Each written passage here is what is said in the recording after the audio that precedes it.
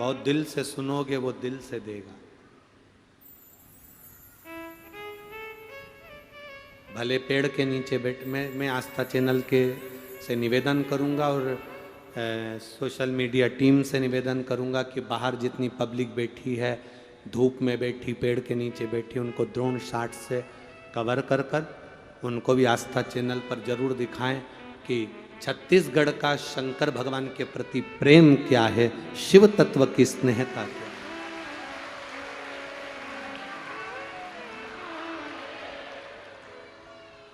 शंभू की कृपा। आरती के बाद कपूर क्यों जलाया जाता है? शिव महापुराण की कथा कहती है, आरती होने के बाद मंदिर, देवालय, शिवालय, पूजन, कथा, सत्संग में कपूर जलाने का एक कार्य इसलिए है, कपूर अश्वमेध यज्ञ की पूर्ण आहुति का फल प्रदान करता है और हमें अश्वमेध यज्ञ का फल मिलता है, इसलिए कपूर को आरती के बाद जलाया जाता है।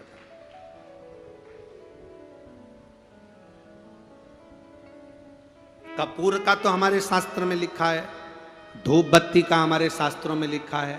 हमारे शास्त्र में धूप बत्ती, अगरबत्ती, कपूर आदि का आदि पूजन का सामान का लिखा है, पर आज तक हमारे शास्त्र में यह नहीं लिखा कि मोमबत्ती क्यों जलाई जाती है। और जो लोग मोमबत्ती जलाने का कहते हैं, धर्म परिवर्तन करने का बोलते हैं और कहते हैं कि मोमबत्ती जलाओ, तो उनसे पूछना कि इसके जलाने का कोई प्रमाण है क्या? मोमबत्ती जलाने का कोई प्रमाण है क्या? हमारे पास कपूर जलाने का प्रमाण है, गाय के गोबर का कंडा जलाने का प्रमाण है, गाय का घी अग्नि में डालकर जलाने का प्रमाण है, तिल, जौ, धूप जलाने का प्रमाण है, लकड़ी संबिता जलाने का प्रमाण है, हमारे यहाँ धूप बत्ती जलाने का प्रमाण है, पर हमारे यहाँ पर मोमबत्ती जलाने का प्रमाण नहीं है। हमारे सनातन धर्म का आनंद पाने का प्रमाण। कोई कितना भी लोभ दे, कोई कितना भी लालच दे, कोई कितना भी समझाए तुमको और कहे कि इस धर्म को छोड़ो, सनातन धर्म को, मंदिर जाना छोड़ो, हमारी ओर आओ, उससे कह देना तू मेरे यहाँ आना छोड़ दे, पर मैं मंदिर जाना नहीं छोड़ूंगी, क्योंकि शिव ने मुझे दिया, शंकर ने मुझे प्रदान किया। और यह विश्वास कहता है, शिव महापुराण की कथा का विश्वास कहता है, जितने लोग कथा में आए हो आप लोग, कुछ ना कुछ मेरे शंकर भगवान ने तुमको जल चढ़ाने पर, पशुपति व्रत करने पर कुछ ना कुछ जरूर दिया होगा, तो तुम कथा में पहुंचे हो, नहीं तो कौन आता साहब? क्यों आएगा? किस लिए आएगा? उसने दिया तो आप। महाराज, अरे लुटा दिया भंडार काशी वाले, कर दिया माला माल काशी वाले। ये उसकी कृपा से मिला है, हमको क्या मिल प्राप्त? ये उसने करुणा करी। तुम लोग बड़ी जल्दी तैयारी कर लेते हो। तू रहा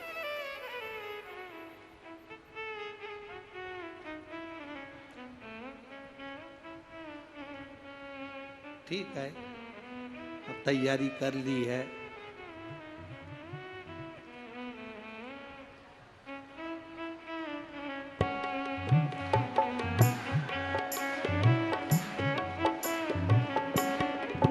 पीछे वाले भी दोनों हाथों से सब।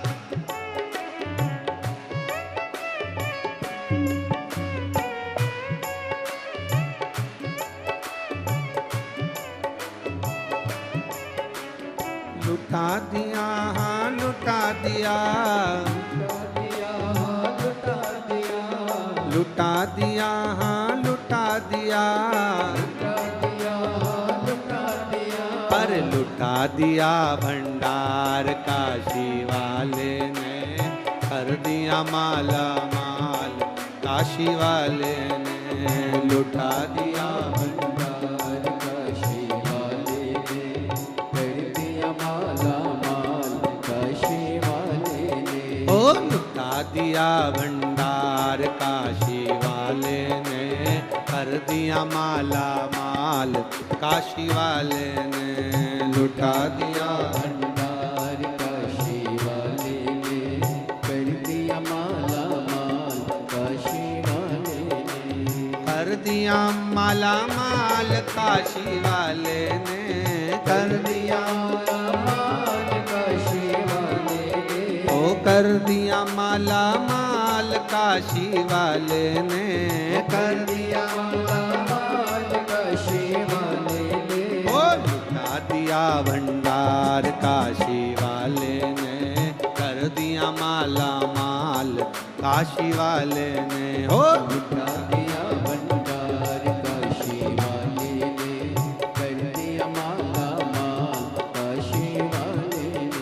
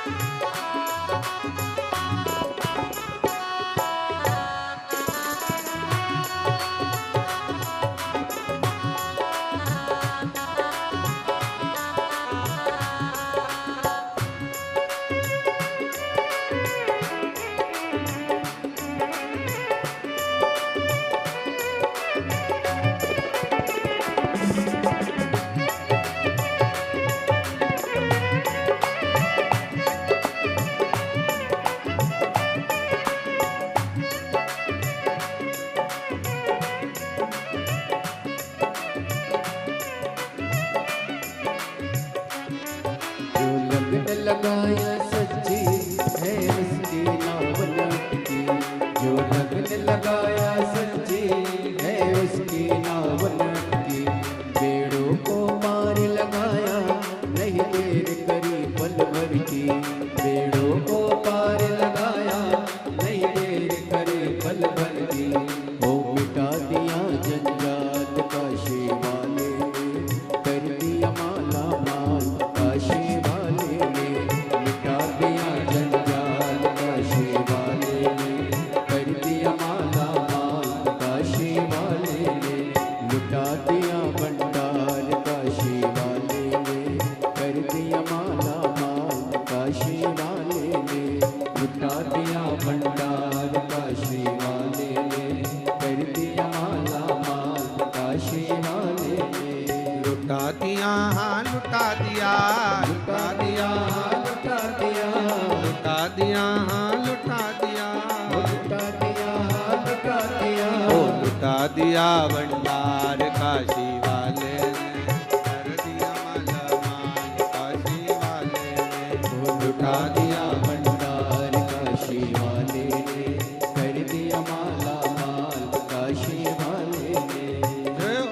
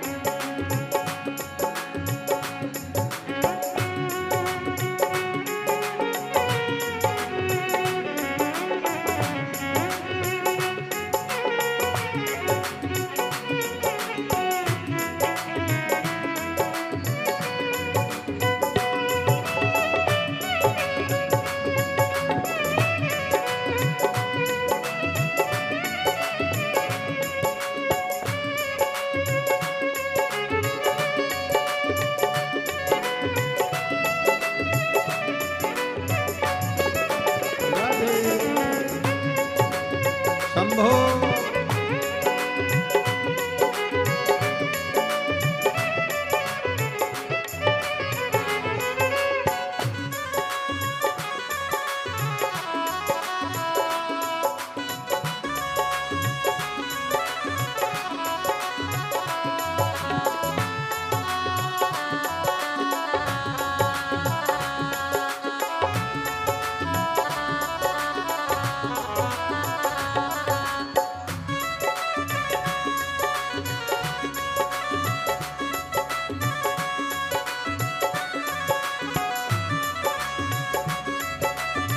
पीछे वाले भी दोनों हाथों से बड़े भाव के साथ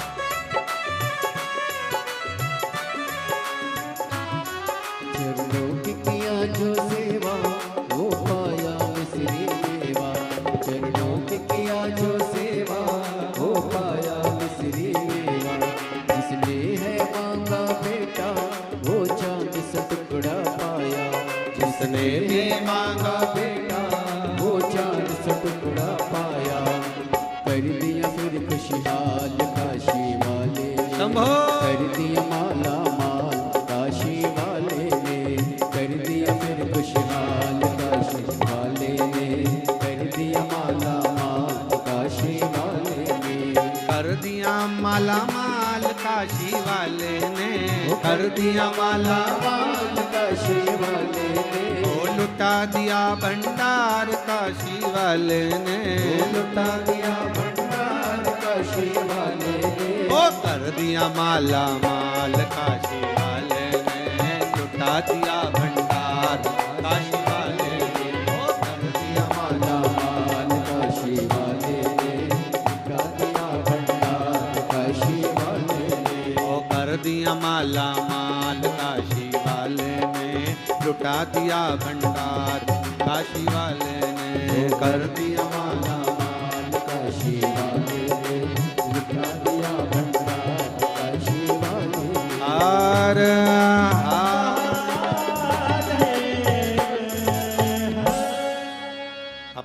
स्थान पर बैठकर भगवान शिव से अपने मन की बात बाबा से अवश्य कहिए, दिल से बाबा से प्रार्थना करिए। जहाँ जगह मिले वहाँ बैठकर भगवान देवाधिदेव महादेव से अपने मन के भाव, अपने मन की बात कहिए। जिस जगह पर आपको जगह मिली हो, पेड़ के नीचे, रोड पर, बाउंड्री पर, जहाँ बैठे हो वहाँ बैठकर प्रार्थना जरूर करना, क्योंकि इतनी दूर दूर से आप लोग आए हो, झोलियाँ भर के लेकर जाओ, यही बाबा से प्रार्थना। जितने कार्यकर्ता खड़े हैं वो भी बैठकर बाबा से प्रार्थना करें। जिनको आता है अपनी वाणी से बाबा से कहें, बाबा खाली झोली लेकर आए हैं, ऐसी कृपा करना, झोली भर कर भेजना।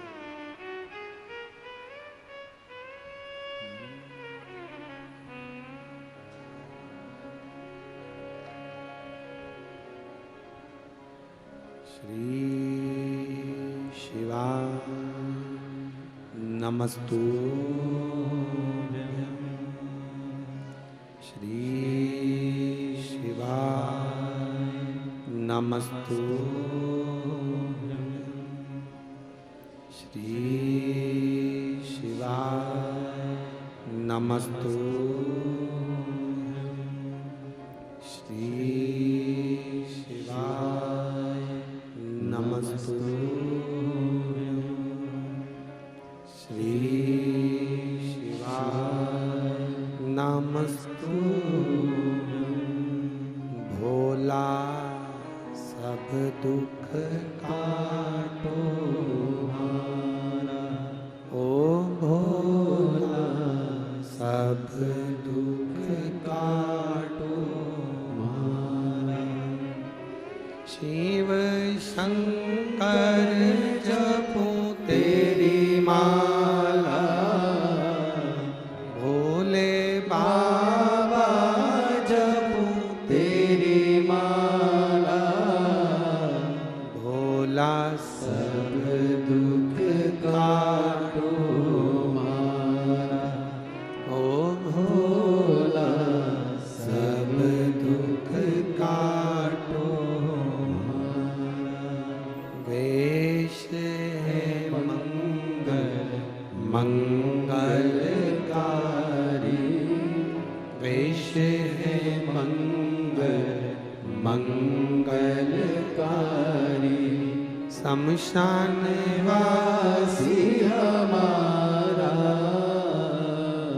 शमशान वासी हमारा, ओ भोला सब दुख काटो हमारा, ओ भोला सब दुख काटो हमारा। शिव कथा कह रही है। असमंज ने जाकर अश्वमेध यज्ञ पूरा करवाया। उन्हीं के परिवार में श्री भागीरथ बाबा ने प्रकट होकर गंगा जी को लेकर कपिल मुनि के आश्रम में पहुंचकर 60,000 राख के ढेरों का कल्याण करवाया। हम क्यों कहते हैं गो और गंगा? आप लोगों ने सुना है कि नहीं सुना? ये शब्द लोगों के मुंह पर रहता, गो गंगा गो गंगा। गो गंगा का मतलब क्या होता है कि गंगा को लाने के लिए गौ माता के कंडे पर जलाए गए घी की गंध से जो 60,000 राख के ढेर मिले थे, तब जाकर गंगा मैया पृथ्वी पर प्रकट हुई थी। इसलिए गो गंगा का प्रमाण हमारे यहाँ शास्त्र वर्णन कर, भगवान शिव का कथा का वर्णन। अब जरा ध्यान देना, बड़ी सुंदर एक कथा गोपितरशु महापुराण की कथा के अंतर्गत है।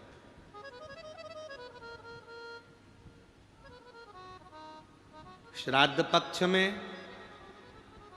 जो गौ माता के विवाह की इस पवित्र कथा को जो सुनता है, उसके पितर कभी नरक नहीं भोगते, वो देवलोक में प्रधान पहुंच जाते। देवलोक में पहुंचते। शायद छत्तीसगढ़ के इतिहास में पहली बार गाय माता की विवाह की कथा आप लोग सुनेंगे। आप लोगों ने सुनी है क्या कभी कि गाय का विवाह किसके साथ हुआ था, उसके बच्चे कितने हुए थे? और मुझे लगता है कि केवल छत्तीसगढ़ नहीं, जितने लोग आस्था चैनल पर, जितने लोग फेसबुक यूट्यूब पर कथा सुन रहे हैं, उन सबको ये मालूम होना चाहिए कि गौ माता का विवाह कब हुआ था, गौ माता का विवाह किसके साथ हुआ था, उनके पति का नाम क्या है और पितरों से उनका संबंध क्या। क्यों गौ माता को रोटी दी जाती है और कहा जाता है कि पितरों की मुक्ति का उपाय।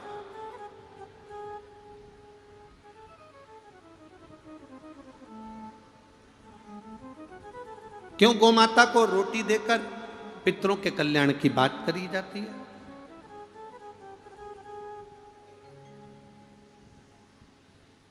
गौ माता को ग्रास देकर पूर्वजों के कल्याण की बात करी जाती है।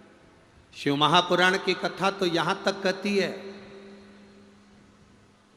आपके पास में श्राद्ध करने के लिए कुछ भी नहीं है, 16 श्राद्ध में अगर आपको एक ब्राह्मण को भोजन कराने के लिए धन भी नहीं है, किसी बहन बेटी को देने के लिए कुछ भी नहीं है, अगर 1 रुपया भी आप अन्नदान में नहीं कर सकते हो, तो शिव महापुराण की कथा कहती है कहीं घास लगी हो, उस घास को हाथ से नोच कर खींच कर गाय माता के अगर मुख में भी दे दिया जाए तो पितरों को श्राद्ध के बराबर फल प्राप्त हो।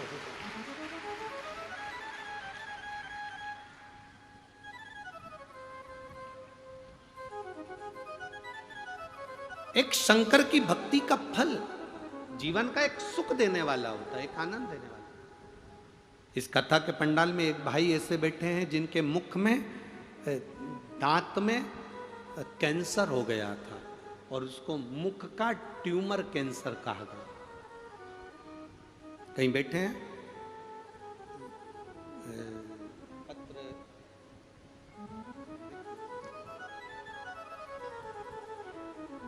जानकी बाई साहू, ग्राम डारा, जिला बेमतरा, छत्तीसगढ़ की रहने वाली हूं। कहीं बैठी हैं? अगर कहीं बैठी हो तो हाथ हिला सकती हैं। आप ही हैं? दोनों हाथ हिला दो एक बार।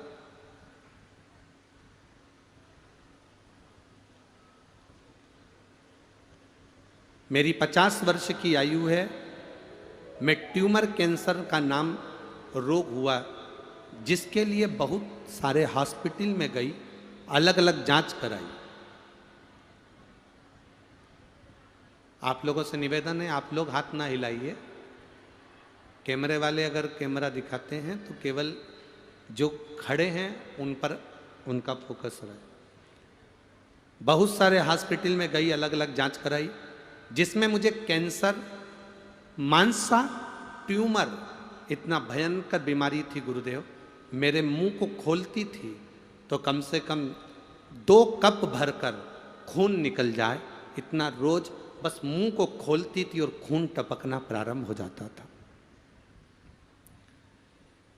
ऐसा भयंकर कैंसर शायद ही किसी को हुआ हो। डॉक्टर भी कह रहे थे कि इस मुंह के ट्यूमर कैंसर को पहली बार हमने इतना भयंकर देखा, जिसमें मुख से 24 घंटे खून निकलता था। जीभ के ऊपर हिस्सा, दांत के पास का हिस्सा पूरा सड़ चुका था, जिसमें से खून बहता था। गुरुदेव, डॉक्टर ने कहा था तुम्हारे मुंह को काटा जाएगा, मांस और दांतों को पूरा निकाला जाएगा और इस कैंसर के लिए थेरेपियां होंगी। पर इसका डॉक्टर छत्तीसगढ़ में नहीं है, ये डॉक्टरों ने कहा। बड़े से बड़े डॉक्टर को दिखाया तो कहा बाहर से डॉक्टर को बुलवाना पड़ेगा, वो इसका ऑपरेशन करेगा। तुम्हारी स्थिति ठीक नहीं है, तुम्हारा शरीर भी ऐसा नहीं कि तुम इस ऑपरेशन को झेल सको। गुरुदेव, डॉक्टर को जांच कराकर वापिस आ गई, क्योंकि डॉक्टर को बाहर से बुलाने के लिए पैसा चाहिए था, इतना मेरे पास में नहीं था। मुंह में से रात खून की धार लगातार बहती थी, भोजन कर नहीं सकती थी। बहुत तकलीफ में आ गए। उसके बाद एक दिन टीवी पर चैनल बदलते बदलते कथा आ गई जिसमें आपने पशुपति व्रत के बारे में कहा और एक लोटा जल और एक बेलपत्री शंकर भगवान के पास में जहां बैठते हो, बेलपत्री की पत्ती का मुख अपनी तरफ करना, डंडी का मुख तुम्हारे सामने होना चाहिए, वो वाला प्रयोग करा गुरुदेव। और बाबा की चढ़ी हुई बेलपत्र खाना प्रारंभ करी। पूरे मुंह में से खून बहता था। बाबा से कहती थी तेरी बेलपत्र को या तो खून में रख या जिब्या में रख, ये तेरी मर्जी है। गुरुदेव, महादेव की उस बेलपत्र का क्या गुरुदेव क्या वर्णन करूं। ये मेरी तीसरी कथा है गुरुदेव जो पंडाल में सुन रही हूं। बाबा को प्रार्थना कर कर जमीन को हाथ लगाकर जाती थी, कथा की भूमि को मुख पर फेर कर जाती थी। बेलपत्री बाबा की चढ़ी हुई खाती थी। श्री शिवाय नमस्तुभ्यम कथा के पंडाल में बोल कर जाती थी। आज मेरे मुंह का पूरा कैंसर समाप्त हो गया, खून बहना बंद हो गया। और डॉक्टर को जांच कराई तो डॉक्टर कहता है अब आपका कैंसर नहीं है। ये शिव तत्व है। अब ठीक हो बहन? एक बार तुम्हारा चैनल के माध्यम से मुख खोल कर दिखाइएगा। चैनल वाले कैमरा क्लोज करेंगे और एलईडी पर आप सब लोग उस मुख का दर्शन करेंगे जिससे खून लगातार बहता था। श्री शिवाय। एक बार मुख खोलकर बड़े भाव के साथ चेहरे पर हाथ लगाकर बताओ, शिव तत्व की प्राप्ति का ये अनूठा आनंद। हर हर। बैठिए बहन, बैठिए। श्री शिवाय नमस्ते। एक बहन और बैठी है, बैठ जाओ बहन। नंदनी वर्मा, पति शैलेंद्र वर्मा, ग्राम गोंडी, जिला दुर्ग से आई हैं। कहीं बैठी हैं? कहीं बैठी हुई हैं? कहीं बैठी हो तो हाथ हिला सकती हैं। दिख गई क्या? कहाँ पर है? अच्छा पीछे है। बच्चे को लाइयो। गुरुदेव 5 साल डॉक्टरों को दिखाया, 6 साल दिखाया, 7 साल डॉक्टरों को दिखाया, 8 साल दिखाया, संतान का सुख नहीं था। 9 साल डॉक्टरों को दिखाया, संतान का सुख नहीं था।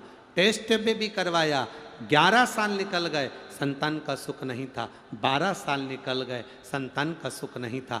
14 साल निकल गए, संतान का सुख नहीं था। 16 साल निकल गए, संतान का सुख नहीं था। तब 17वां वर्ष आया।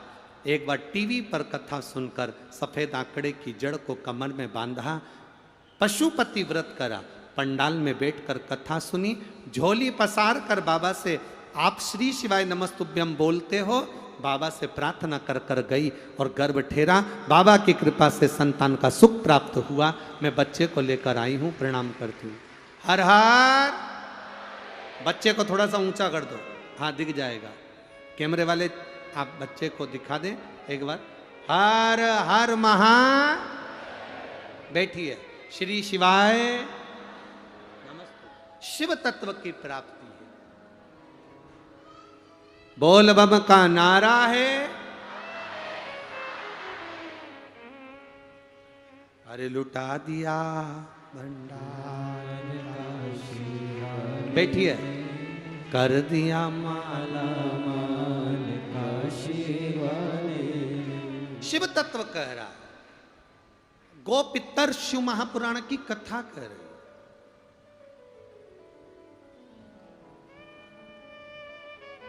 भगवान शिव की कथा वर्णन कर रही है। देवता और राक्षस मिलकर सब चारों तरफ जब हाहाकार असुरों ने बढ़ा दिया, तब सारे देवता एकत्रित होकर ब्रह्मा जी के पास गए। ब्रह्मा जी से निवेदन करा। ब्रह्मदेव, ब्रह्मा जी, पूरी पृथ्वी पर हाहाकार मचा हुआ है और चारों तरफ बड़ी तकलीफ है। क्यों? असुरों ने अपना राज्य बढ़ा रखा है और इंद्रलोक पर भी उन्होंने काबू कर रखा।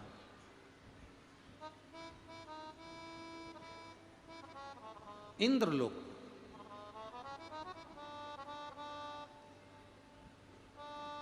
अब ब्रह्मा जी ने कहा कि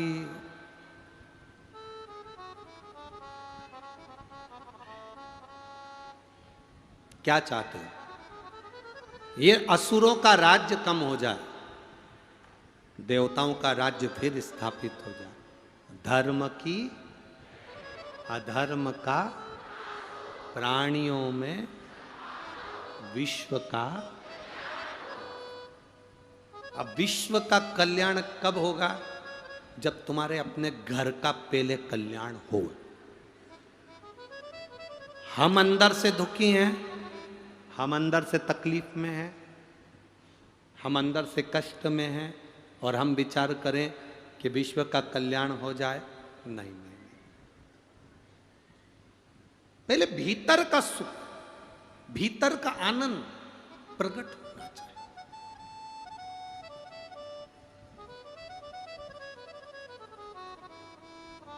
एक बहुत सुंदर बात अपने जीवन में उतारना कि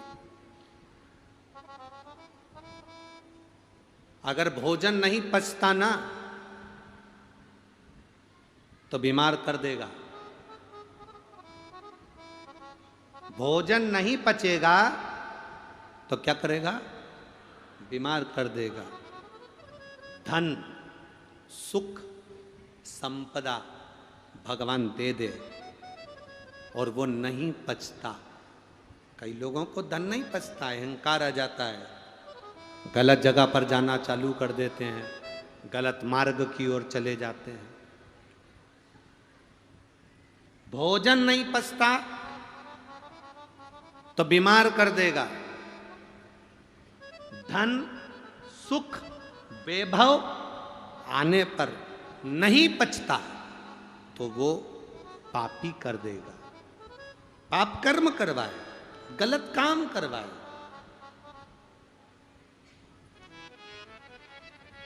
ज्ञान नहीं पचता तो अब वो अभिमानी बना देता। किसी किसी व्यक्ति को बहुत ज्ञान हो जाता है, बहुत शास्त्र पढ़े होते हैं, बहुत वेद पढ़े होते हैं, उसको संस्कृत का एक एक शब्द आता है, उसको एक एक पुराण की एक एक लाइन आती है, वेद कंठस्थ हैं, सब कुछ आता है उसको। वो बड़ा ज्ञानी बन गया, पर ज्ञान प्राप्त करने पर पचना भी तो चाहिए। रावण भी तो ज्ञानी बन गया था, पचा? बहुत विद्वान बन गए, और तुम्हारे अंदर विद्वानता आने पर, बहुत विद्वान बनने पर अगर तुम्हारा ज्ञान नहीं पचा तो तुम अभिमानी बन जाओगे। मुझे इतना आता है, क्या जानता है वो? उसको क्या आता है? उसको क्या प्राप्त होता है? संस्कृत बोलना आती नहीं, एक शब्द आता नहीं, वेद शास्त्र पुराण जानता नहीं, केवल अपनी अपनी बात कहता। मतलब तुम ज्ञानी, और ज्ञानी पुरुष बनने के बाद तुम ज्ञान को पचा नहीं पा रहे। जिसका ज्ञान पचता नहीं वो अभिमानी बन जाता। अभिमानी। ज्ञान की सबसे बड़ी परिभाषा होती है, ज्ञानी व्यक्ति हमेशा झुककर चलता है, प्रणाम कर कर चलता है, और भी जो मिलता जाए उसको बटोरता चलता है। ये ज्ञान की सबसे बड़ी आनंदता। भोजन पचेगा नहीं तो बीमार कर देगा, सुख पचेगा नहीं तो पापी बना देगा, ज्ञान पचेगा नहीं तो अभिमानी बना देगा। महाराज, बात पचेगी नहीं तो चुगल खोट्टा बना देगी। अगर बात नहीं पचेगी, अंदर बात पच नहीं पाएगी तो तुम्हें चुगलखोर बना देगी। तुम्हारे को बात नहीं पची ना, किसी ने कहा, एक पति ने अपनी पत्नी से कहा, देख मेरे को भी बहुत जोरदार एक सोने की अंगूठी मिली है, पर तू किसी को बताना मती। अब उसके पेट में तो दर्द हो रहा, पच नहीं रही। वो पानी भरने गई, पड़ोसन ने पूछ लिया, आज तेरे चेहरे पे बड़ी प्रसन्नता दिख रही है, बस बता नहीं सकती। अब ये बोलने की जरूरत थी? ये बता नहीं सकती। आखिरी में पड़ोसन ने खोद खोद के पूछ लिया, और इसने कह भी दिया तो किसी से बोलना मत, ही कथा में गई थी तो सोने की अंगूठी मिली थी। अब वो बात फेल। भोजन नहीं पचता, बीमार कर देता है। सुख, वैभव, सत्ता, धन नहीं पचती तो वो पापी बना देती है। ज्ञान नहीं पचता तो अभिमान बना देता है। बात नहीं पचती तो चुगलखोर बना देता है। और दुख जिंदगी में आया और वो नहीं पचा तो हमें निराशवान बना देता है। दुख को जो पचा गया वो विद्वान श्रेष्ठ बन जाता, अग्रण्य हो जाता। दुख भी पचना चाहिए, दुख भी पचे।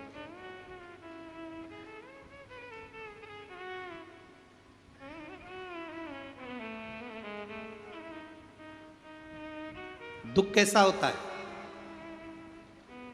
रोटी बनाते हो आप लोग? अरे बोलो तो जम के।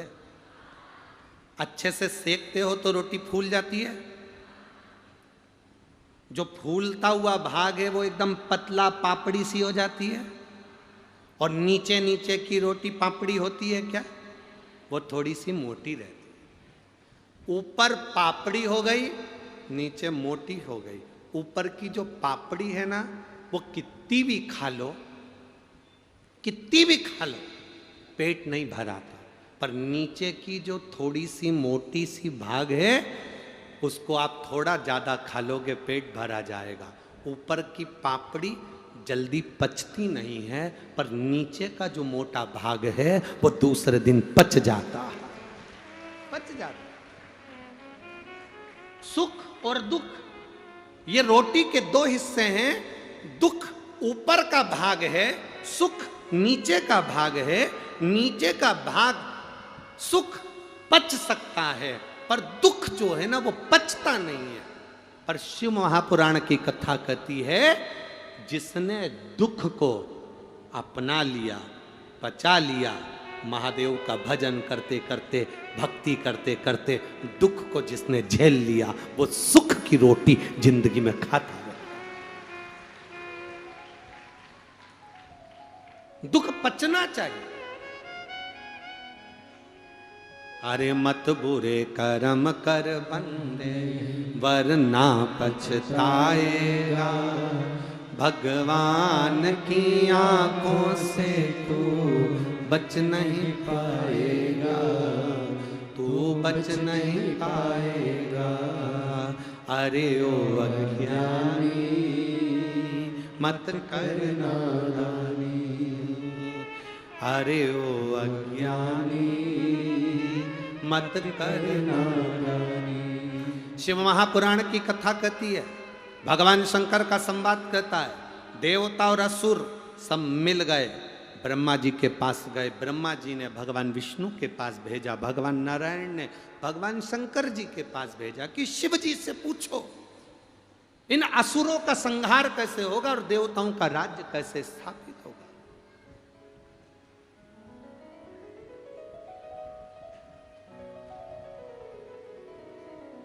ब्रह्मा, भगवान विष्णु, इंद्र, वरुण, गरुण सब शिव जी की शरण में गए, हाथ जोड़कर प्रार्थना करी, शंभो शरण पड़े मांगो घड़ी घड़ी, दुख काटो दया करी दर्शन।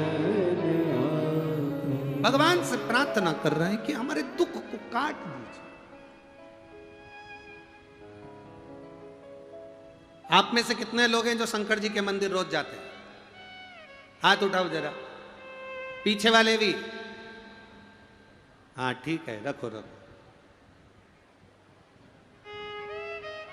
आप में से कितने लोग हैं जो शंकर जी के मंदिर में झाड़ू पोछा लगा देते होंगे? हाँ ठीक है, रख लो रख लो रख लो।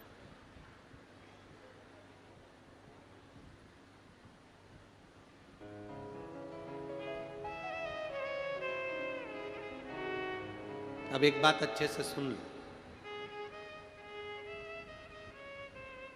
रोज मंदिर जाना, रोज जल चढ़ाना, पर रोज भगवान से मांगना नहीं। एक बार जल चढ़ाना, दिल से कहना बाबा बहुत तकलीफ में हूँ, बहुत कष्ट में जिंदगी चल रही है मेरे बाबा, बहुत दुख है मेरे जीवन में, आप इसको सवार लीजिए, बहुत तकलीफ की जिंदगी चल। एक बार कहना, और एक बार कहकर रोज रोज मंदिर जाना, रोज रोज जल चढ़ाना, पर बाबा से कहना मती, एक बार कह दिया ना फिर साधेगा, वो साधेगा।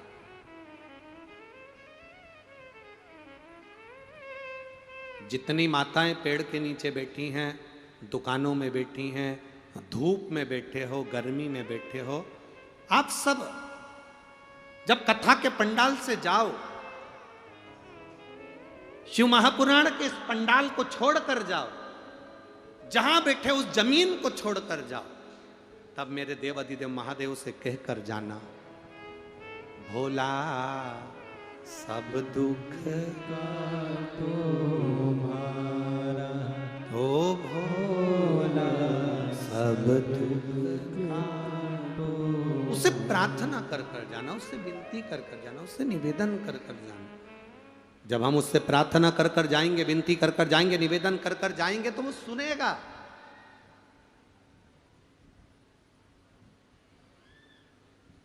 श्रवण करेगा। सारे देवता भगवान शंकर के पास में गए, हर हर बोल बम का नारा है, सारी समस्या का हल। सब ने हाथ जोड़कर प्रार्थना करी, देवादिदेव महादेव के नेत्र खुल गए, शिव जी के नेत्र खुले। बाबा ने पूछा क्या बात है? शंकर भगवान ने जब पूछा कि बात क्या है, देवताओं ने हाथ जोड़कर कहा, बाबा बस आपसे एक प्रार्थना है, असुरों ने अपना राज्य स्थापित कर लिया, देवता भटक रहे हैं, आप कृपा कर दो, आप दया कर दो। शिव जी ने कहा, देवता और राक्षस मिलकर समुद्र का मंथन करो,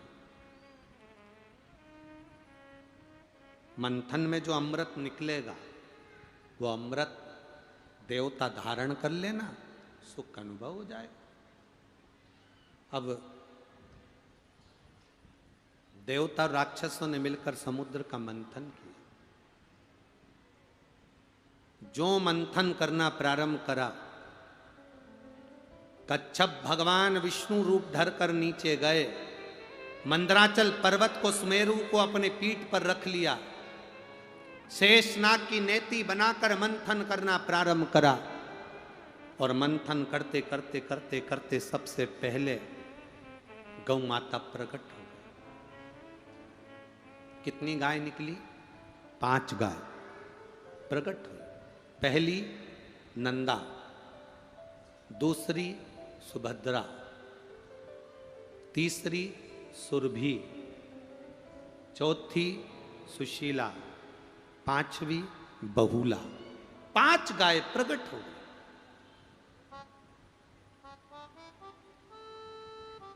पांच गाय प्रकट।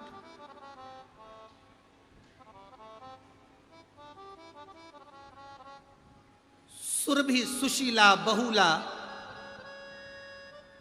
जब ये नंदा, सुभद्रा प्रगटी, और उसके बाद जो निकला वो विष निकला। विष देव अधिदेव महादेव के पास चले गए। गाय जो प्रकट हुई, सुरभि जिसको कामधेनु कहते हैं, ब्रह्मा जी के हृदय से दक्ष प्रजापति प्रकट हुए थे। उनकी धर्म पत्नी वीरणी ने जब देखा सुरभि गाय को, बड़ी सुंदर गाय है, बड़ी सुंदरता उसकी है क्योंकि वो कामधेनु है, बड़ी सुंदर।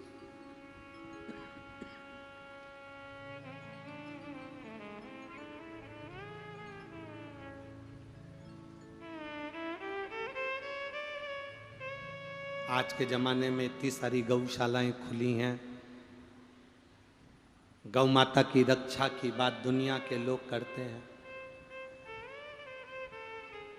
प्रत्येक राजनीतिक मंच पर गाय माता की जय घोषणा होती है।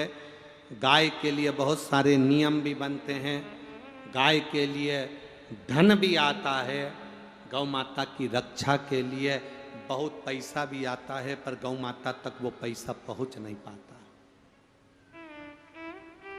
बोलो री जीजियों, सही है कि गलत है? आता तो है पर गौ माता तक पहुंच नहीं पाता।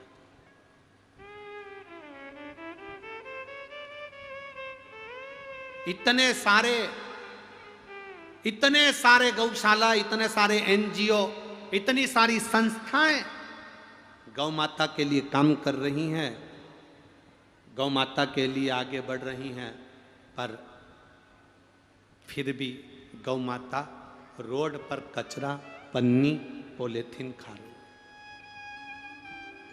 तो भी दुखी।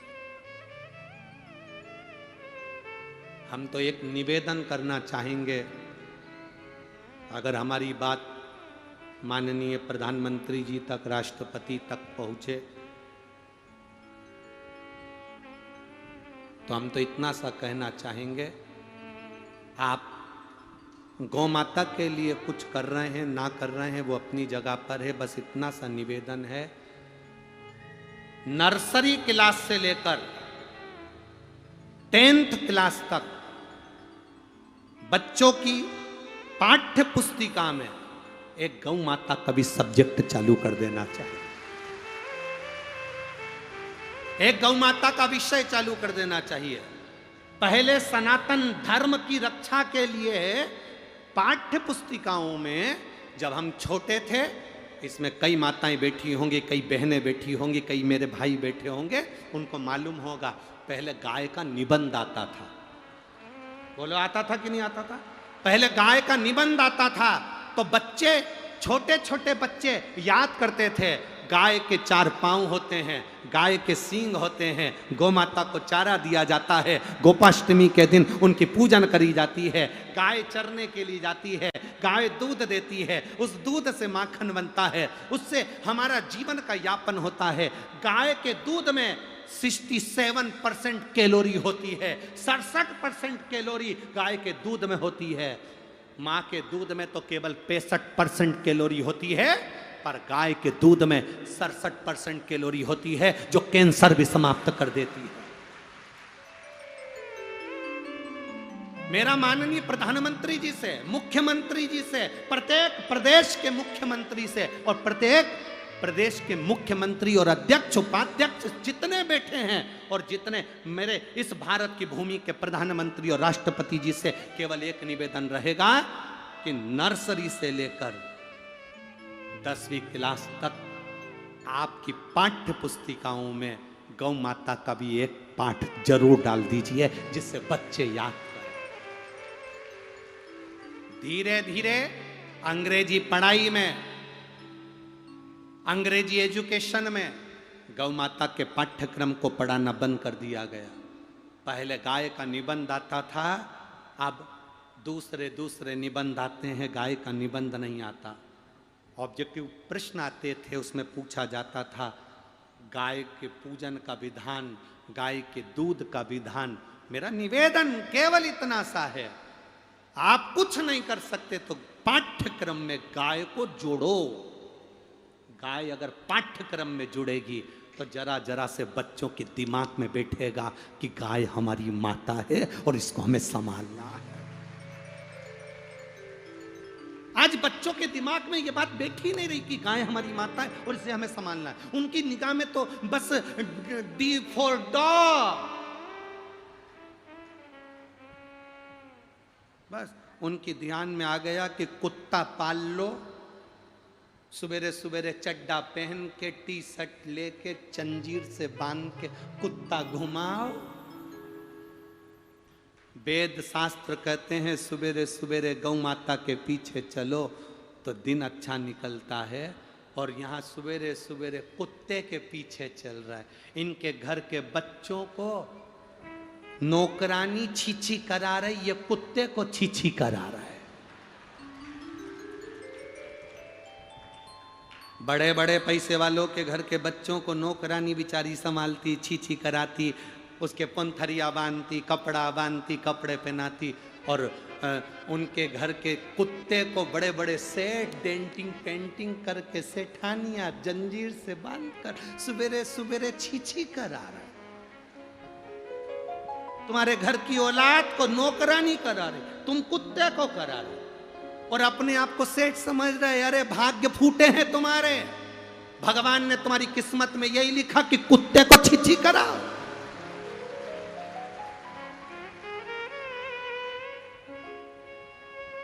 तुम्हारे भाग्य में लिखा भगवान ने कि सवेरे से उठना और कुत्ते को छीछी कराना, कुत्ते को घुमाना। जरा अपनी किस्मत को तो सोचो कि तुम्हारा भाग्य भगवान ने इतना धन देने के बाद भी तुम्हारी किस्मत में कुत्ता घुमाना लिखा, कुत्ता घुमाना। मेरा माननीय प्रधानमंत्री और राष्ट्रपति जी से बस यही निवेदन, और मुख्यमंत्री जी से भी यही निवेदन रहेगा कि आपके इस पाठ्यक्रम में एक पाठ गौ माता का जोड़ दीजिए, जिससे आने वाली पीढ़ी सनातन धर्म के लिए जागृत हो सके, तब सार्थक होगा। और अगर ये बात माननीय प्रधानमंत्री जी तक नहीं पहुंचे, राष्ट्रपति जी तक नहीं पहुंचे, तो आने वाले समय में जिस जिस जगह कथा करने जाएंगे वहां पर 5 पैसे का 15 पैसे का पोस्ट कार्ड सबसे लिखवाएंगे, पता लिखवाएंगे और पहुंचवाएंगे कि गौ माता का पाठ्यक्रम हमारे सब्जेक्टों में होना जरूरी है। सनातन धर्म की रक्षा के लिए, वेद पुराण शास्त्रों की रक्षा के लिए आप गौ माता के लिए कुछ नहीं कर सकते, तो इतना करो कि बच्चे बच्चे के दिमाग में ये बैठ जाए कि गाय हमारी माता है और हमें इसकी रक्षा करना है। गाय के दूध से कैंसर समाप्त होता है, गाय के मूत्र से कैंसर समाप्त होता है, गाय के गोबर के कंडे पर पांव रखकर हल्दी डालकर बैठ जाओ तो शुगर का लेवल डाउन हो जाता है। गाय का एक एक शरीर का एक एक चीज हमारे जीवन को सुख प्रदान करने वाली, ये सीखे बच्चे, ये बच्चों को ज्ञान होना चाहिए, बच्चों को होना चाहिए सब्जेक्ट, चाहे वो अंग्रेजी में आए चाहे हिंदी में, पर उस सब्जेक्ट में गाय के लिए कुछ हो। मंथन में निकली 5 गाय,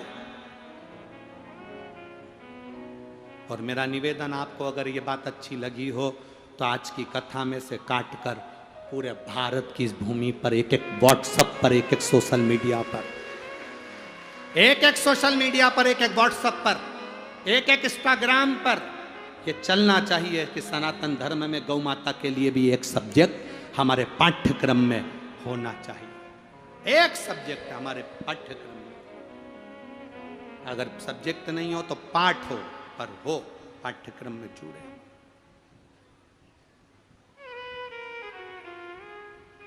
जुड़े। और महाराज शिव महापुराण की कथा वर्णन कर रही है। दक्ष प्रजापति की पत्नी वीरणी ने, दक्ष प्रजापति की 2 पत्नी थी, एक प्रसूति एक वीरणी। आप लोगों को एक बार वीरणी की कथा पहले कही है, सुनी है क्या आप लोगों ने? बोलो किस किसने सुनी है रे? सबने सुनी है वीरणी की कथा। माता वीरणी का वर्णन एक बार कर चुके हम, इसलिए उस प्रसंग को तो ज्यादा नहीं छेड़ेंगे, पर गोपितर शिव महापुराण की कथा में गौ माता के विवाह का जो प्रसंग बताया गया उसको हम धारण करें, उसको हम सुने। महाराज, तेरे डमरू की धुन सुन के मैं काशी नगरी आई हूँ। तेरे डमरू की धुन सुन के मैं काशी नगरी आई हूँ।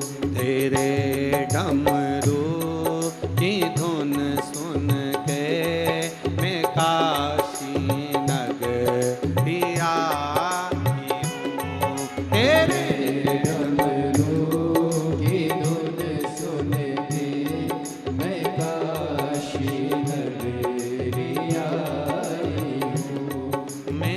काशी नगरी आई हूँ, मैं काशी नगरी आई हूँ, मैं काशी नगरी आई हूँ, मैं काशी नगरी आई हूँ, मैं काशी नगरी आई हूँ, मैं काशी नगरी आई हूँ, मैं काशी नगरी आई हूँ, मैं काशी नगरी आई हूँ। मेरे भोले ओ बम भोले, मैं काशी नगरी आई हूँ, मेरे भोले हो बम भोले, मैं काशी नगरी आई हूँ। जो अपने पूर्वजों के फोटो लाए हैं उनको भी लेकर साथ में बड़े आनंद के साथ जय हो।